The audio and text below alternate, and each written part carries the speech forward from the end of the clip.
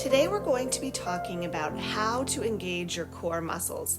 Seems simple, but it's really not, and it might be something that's preventing you from getting the results that you really are looking for.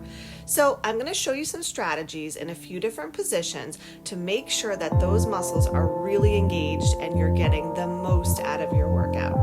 All right, let's get started.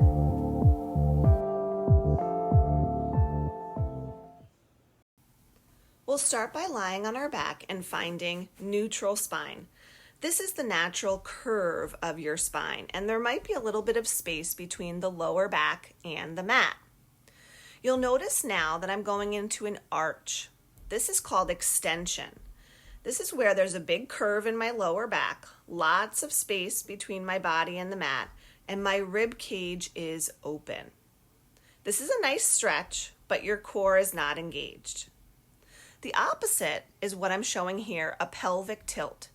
My hips are rolling up off the mat, and I've lost connection with the lower part of the core. Awareness is really the first step.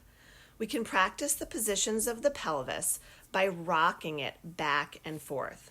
So first, taking that big arch into the lower back, noticing what that feels like, and then pressing the hips down and lifting the tailbone.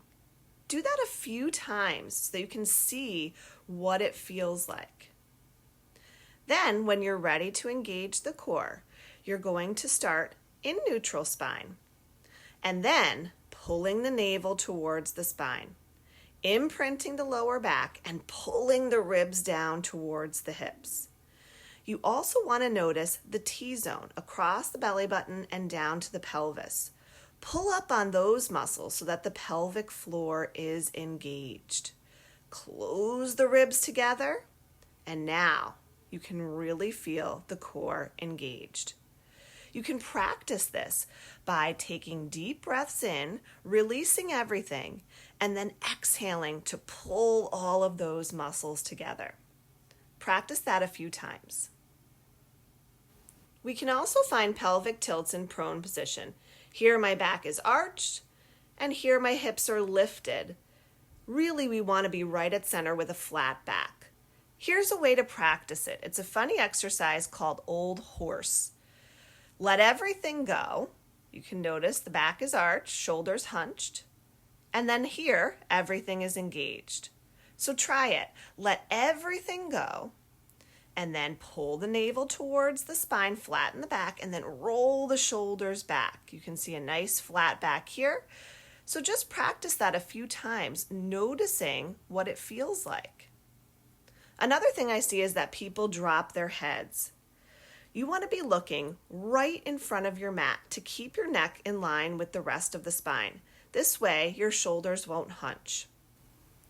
Once you have found plank, you can practice keeping the core engaged by shifting back and forth on your toes without changing anything through the spine. Practice this a few times. Finally, we'll move to standing. The first thing that I like to do when I'm standing is to just notice if I'm tilting forward or if I'm tilting back and rolling the shoulders. And then I'll do a survey of my body. Check everything out from head to toe. I start with my feet, lifting all the toes off the mat and then fanning them down one at a time.